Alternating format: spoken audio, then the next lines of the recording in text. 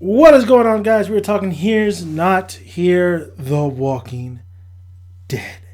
Non-spoiler review, so don't worry about spoilers. I'm just going to I'm going to just talk briefly about this episode. Now, listen, I don't sugarcoat shit, all right? What I think and what I feel and how I feel about a certain thing I watch, I always give it back to you guys with opinion, 100% realness.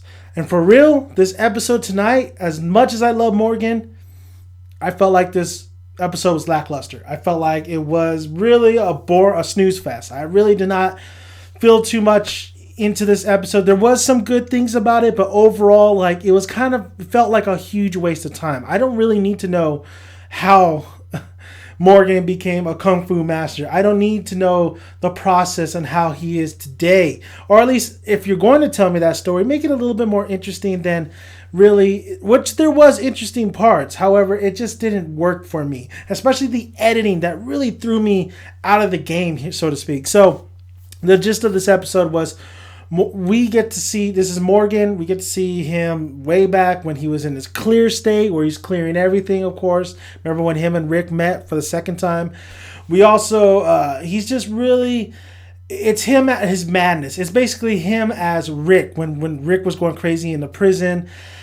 And he meets a guy named Eastman. And Eastman is really the teacher that really teaches him the ways of, cherish your life even though you're here without your family.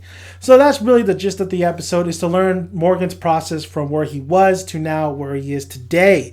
I gotta say, the editing really threw me off. I didn't like the little special effect that they were using. It was like that little fisheye kind of suspenseness kind of editing effect that only works with Morgan when he's like in like a little panties are up in a bunch, but I didn't like it.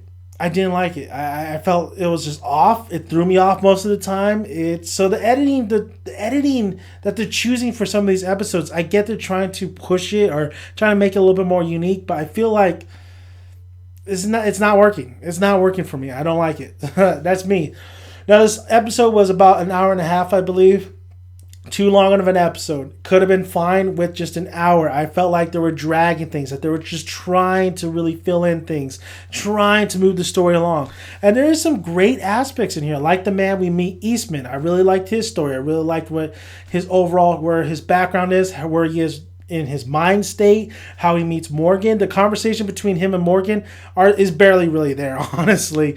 But it is an interesting dynamic. And Eastman was a funny guy. I really did like the character in this episode. Also, Morgan, I love Morgan. He is one of my favorite characters. But for me, he felt a little bratty, honestly. I started kind of like to get annoyed by him. And I get where he is, and I get some of the stuff. I mean, come on. His wife, his son, Clear. We all understand where he's coming from. But in this episode, I felt like they didn't do him really any favors. It made me feel like I disliked him a little bit in here. It's just, all right, we get it. Stop whining. It's the apocalypse. Everybody goes through stuff.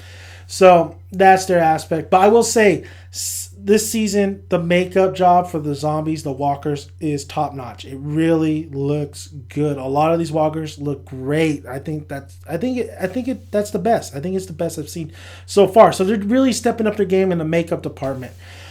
That's all I have to really say about this episode. It just was really lackluster. Yes, we want to know what happened to Glenn. Yes, we want to know what happened to Rick.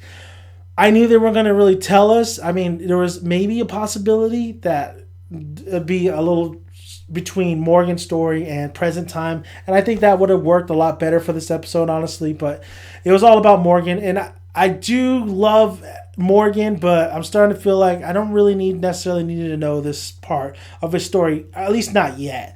But it did have a little twist towards the end of why this story is being told.